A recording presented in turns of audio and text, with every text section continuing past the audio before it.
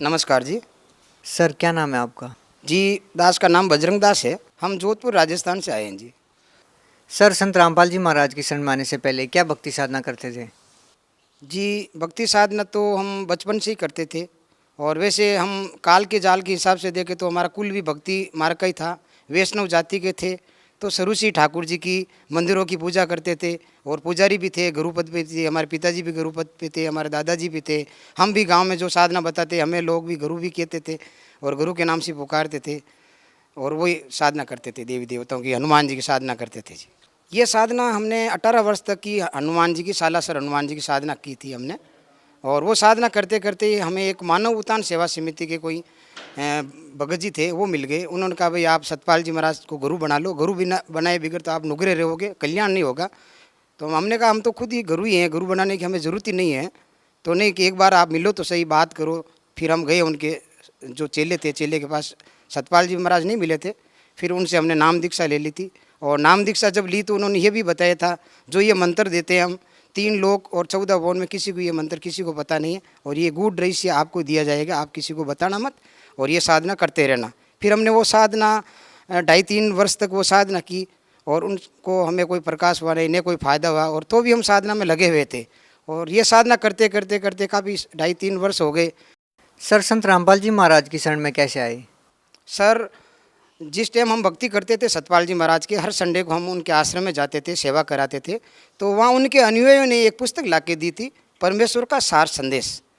वो सार संदेश पुस्तक के अंदर हंस जी महाराज, बाल योगेश्वर जी, सतपाल जी महाराज, उनका सारा कच्चा चिट्ठा और उनके जो नाम मंत्र थे वो नाम दे रखे थे। जो वो पुस्तक थी परमेश्वर का सार संदेश, उनके अंदर जो लेख आया हुआ था वो लेख हंस जी महाराज का और सतपाल जी महाराज का था और उन्हीं का द्वारा अनुवादित किया हुआ था और जो मंत्र दे रखे थे वो हंस जी महाराज का ही था और अनुवाद सदगुरु रामपाल जी महाराज ने उसमें किया हुआ था।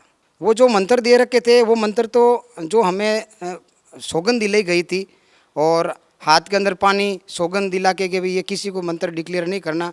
और वो मंत्र देख के मैं खुद अचंभित हो गया। मैंने पूरी पुस्तक भी नहीं पढ़ी थी, केवल हंसा देश की भूल भुलैया वो जो लिखी हुई थी वही पढ़ा था। वो पढ़ के मैं दंग रह गया मैं कि इससे ऊपर भी कोई भक्ति और होगी और इसके ऊपर भी वही कोई साधना कोई मंत्र होगा। हमें क्यों नहीं इनका पता लगा कि उनके पास जाके मिले, चर्चा करें, बातचीत करें।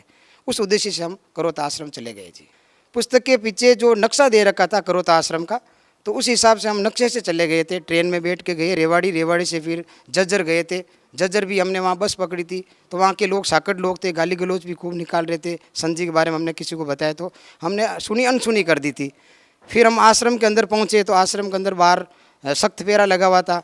ये मार्च 2006 की बात थी। तो उस टाइम पेरा लगा हुआ था, हम खुद दंग रह गए। हम तो गुरुजी के लिए पुष्प वगैरह लेके गए, गुरु बनाना था, माला लेके गए थे, फल फ्रूट लेके गए थे।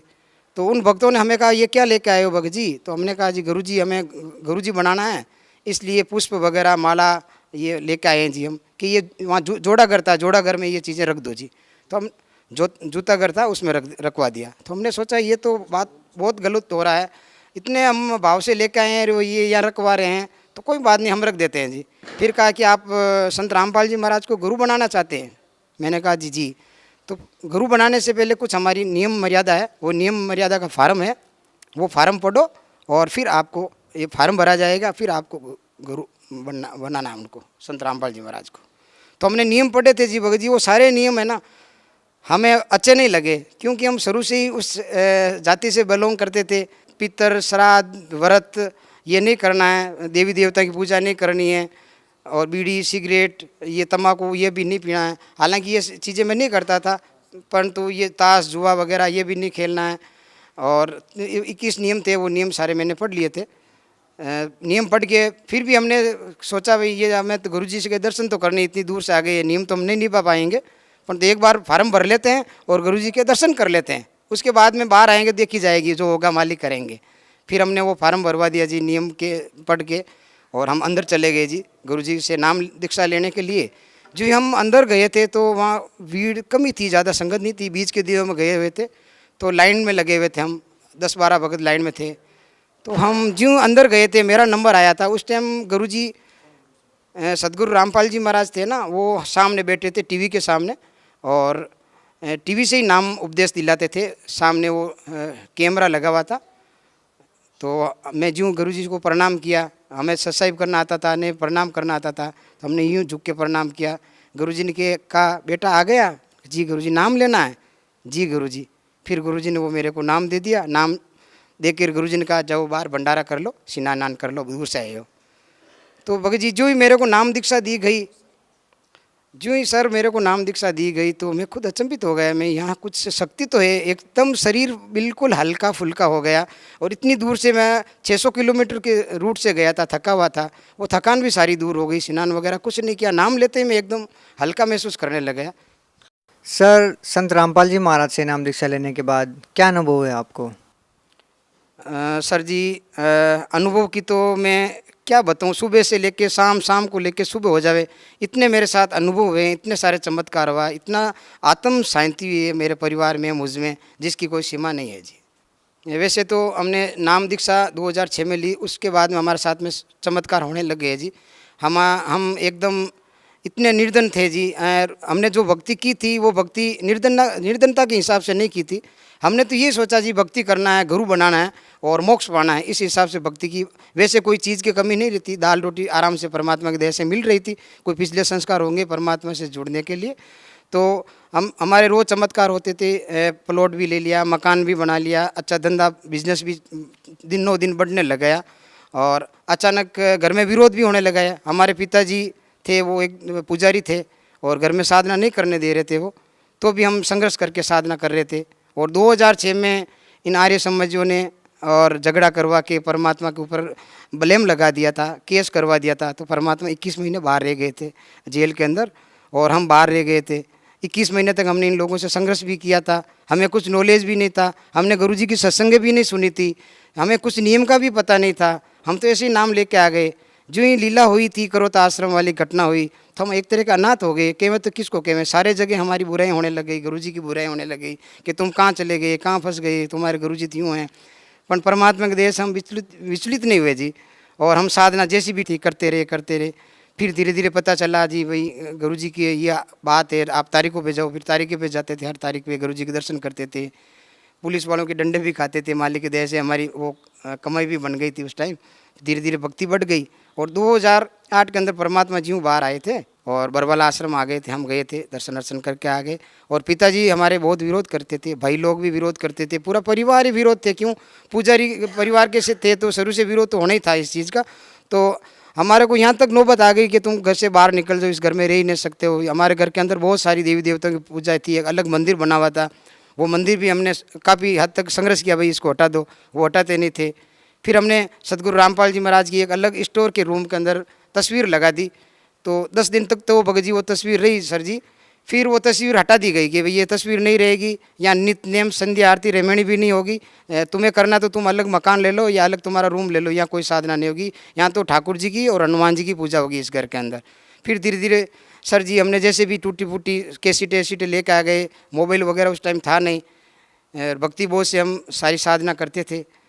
एक दिन यूँ हुआ था, हमारे भगतमती जी, उनके भी बहुत अच्छे भाव थे, वो कभी विरोध नहीं करती थी भक्ति मार्ग का। वो भी कह रही थी हमें भी ज्ञान दिलवा दो, हम भी भक्ति कर लेंगे।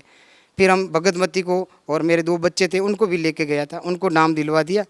और नाम लेते ही फिर हमारे पिताजी को संघर्ष नहीं करते थे। घर के अंदर बहू अगर भक्ति करती हो ना, तो बड़े परिवार वाले कुछ नहीं बोलते हैं, जेठ है, देवर है, ससुर है, कुछ नहीं बोलते हैं। वो भक्ति करती रहती थी, पूरे दिन सत्संग लगाए रहती थी।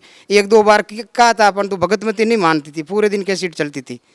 फिर हमारे माताजी ने कहा भाई आप एक बार जाके देखो तो सही, हरियाणा राज्य एक तरह का मतलब पहलवानों का है, छोटे बच्चों को लेके जाते हैं, वहाँ विरोध होता होगा, ये कहाँ कहाँ बच्चों को लेके घूमता है। अकेले जाता है तो कोई बात नहीं, अपने बीवी बच्चों को साथ में लेके जाता है, आपका फ़र्ज़ बनता है एक बार जाके देखो।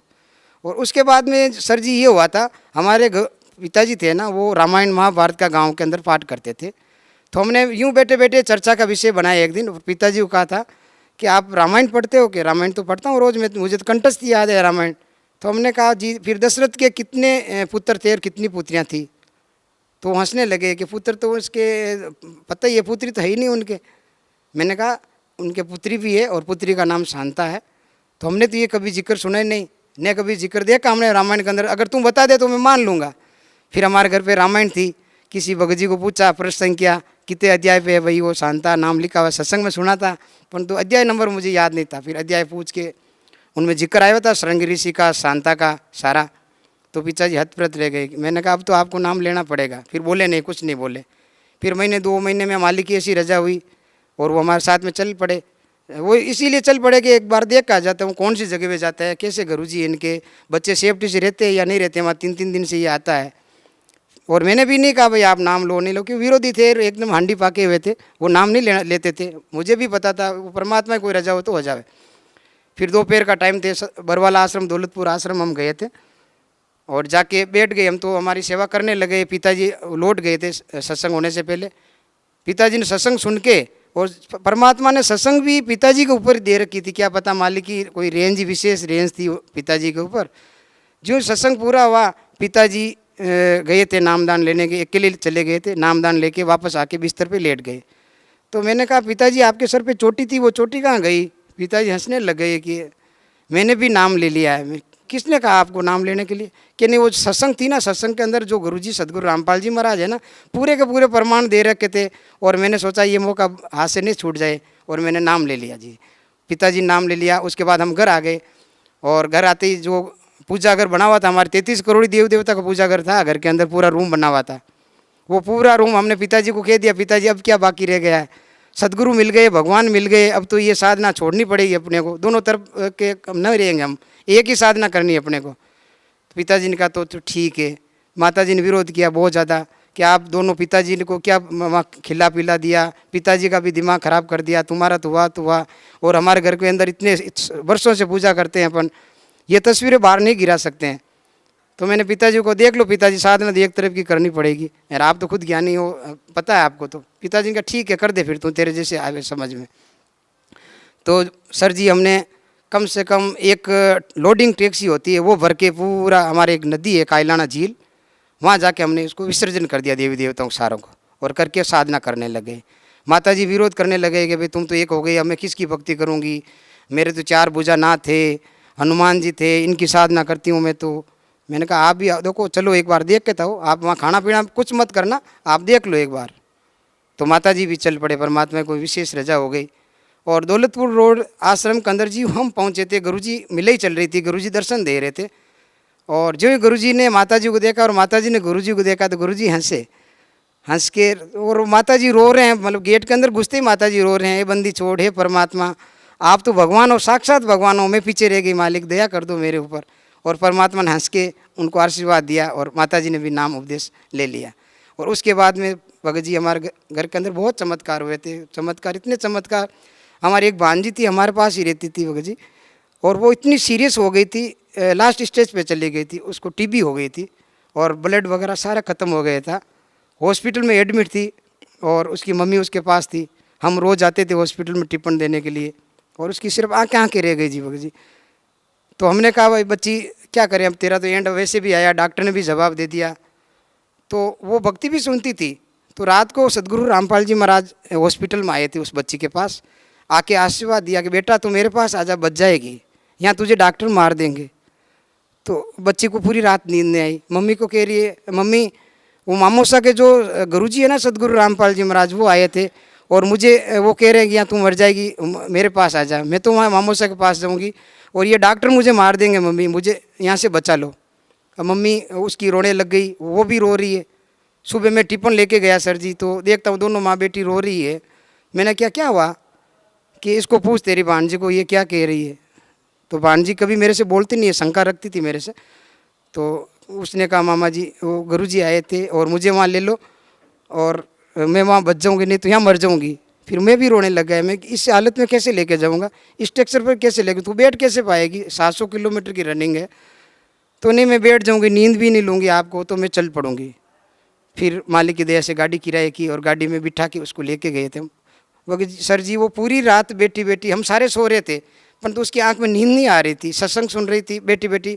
12 घंटे निकाल लिए उसने, और सुबह जाते ही उसने नाम उपदेश ले लिया, बैठ के नाम उपदेश लिया। और 3 दिन वहाँ रुके थे, 3 दिन में वो खाना पीना भी करने लग गई, स्नान भी उसने वहाँ कर लिया और एकदम पैदल चल के आई थी। इससे बड़ा चमत्कार तो और हो ही नहीं सकता है। इससे भी और बड़ा चमत्कार मालिक ने और किया था मेरी भगतमती के साथ में। मालिक की दया से हम कहीं जा रहे थे बाहर, तो रात को कोई घाट आ रहा था, गाड़ी के अंदर बैठे हुए थे हम, गाड़ी एक्सीडेंट हो गई और गाड़ी पलट गई थी। सर जी। और उस एक्सीडेंट के अंदर हम करीब 3-4 फैमिली थी। हमारी भगतमती की सबसे ज़्यादा लगी थी और 17-18 टैंक आए थे, सर पूरा फट गया था। और रात का 2:30-3 बजे का टाइम, फिर हॉस्पिटल लेके गए थे हम, तो डॉक्टर ने भी रेफ़र कर दिया। जालोर गए थे हम, जालोर में, जोधपुर से 300 किलोमीटर दूर है वो।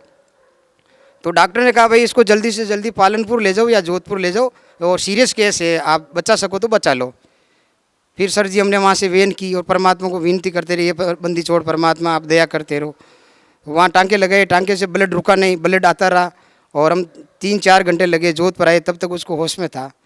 डॉक्टरों के पास लाए इमरजेंसी वार्ड में, तो डॉक्टरों ने कहा ये बच कैसी रही है, इसके तो ब्लड है ही नहीं बिल्कुल। और जो स्ट्रक्चर था पूरा भर गया था, उनके कपड़े पूरे खून से लथपथ हो गए थे। और उन्होंने वापस कहा कि भाई इनकी एक तो वो सीटी स्कैन करवानी पड़ेगी, सीटी स्कैन, चोट बहुत गहरी है इसके, और इनके टांके वापस खोलने पड़ेंगे। तो भगतमती के एरिया मुझसे सहन नहीं होगा, ये बहुत ज़्यादा दर्द हो रहा है। और डॉक्टर ने कहा इनको बेहोश भी नहीं करेंगे, अगर बेहोश में कर देंगे तो कोमा में चली जाएगी ये। तो उनको बेहोश भी नहीं किया गया और टैंके खोले, वो चिल्ला रही थी, ज़बरदस्त चिल्ला रही थी, इतना दर्द हुआ, अंदर खून के धब्बे निकल रहे थे, पूरे गहरा घाव था। 18-19 टैंके वापस आए थे भगत जी। और उसके बाद में सीटी स्कैन भी करवाई थी, सीटी स्कैन में कुछ नहीं आया था। फिर मालिक की ऐसी दया हुई, गुरुजी से बात करी थी, ऐसी ऐसी हालत है भगतमती जी की। तो सदगुरु रामपाल जी महाराज ने कहा मेरे बेटी से मेरी बात करो। फ़ोन से गुरुजी ने, सदगुरु रामपाल जी महाराज ने बात की कि बेटी आज के दिन तेरा समय ख़त्म होने वाला था, परमात्मा ने विशेष दया रखी, अपने कोटे से श्वास दिए बेटी को, तेरा कुछ बाल भी बांका नहीं होगा, तू जल्दी स्वस्थ हो जाएगी। तो बंदी छोड़ की दया से सर जी 7 दिन के अंदर वो भगतमती जी तैयार हो गई और 7वें दिन हम आश्रम में पहुंच गए थे।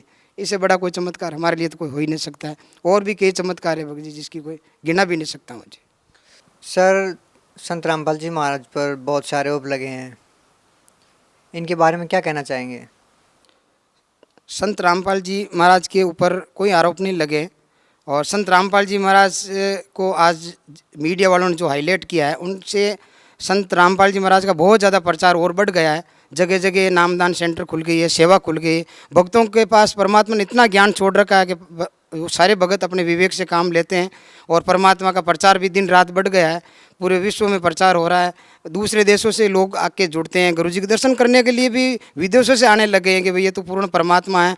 आप जो ये लोग सदगुरु रामपाल जी के ऊपर ब्लेम लगाया है, ये बहुत गलत है। और ये कानून की लड़ाई लड़ रहे हैं सदगुरु रामपाल जी महाराज, ना कि आम पब्लिक की। आम पब्लिक कोई विरोध नहीं करती है सदगुरु रामपाल जी महाराज के ज्ञान का, परमात्मा का ये कुछ कानून का तंत्र चेंज करने का ही है। और ये मिशन है परमात्मा का, पूरा विश्व एक करने का समय आ गया है, और वो एक पूरा विश्व एक होगा। संत के वचन कभी पलटते नहीं हैं, और संत हमेशा वो जो वचन कहते हैं उस पर खरे उतरते हैं। जो भक्ति साधना अन्य महापुरुषों ने की, क्या संत रामपाल जी महाराज वही भक्ति साधना बता रहे हैं आपको? सदगुरु रामपाल जी महाराज जो साधना बताते हैं उनका प्रमाण आधे दर्जन संत महात्मा ने दिया है। कबीर साहब जी है, नानक साहिब जी है, दादू जी है, पिंपा जी है, धर्मदास जी है, इन्होंने प्रमाण दे दिया। गरीबदास जी महाराज ने अपने शास्त्रों में लिख दिया है, वो प्रमाण भी शास्त्रों में मिलता है।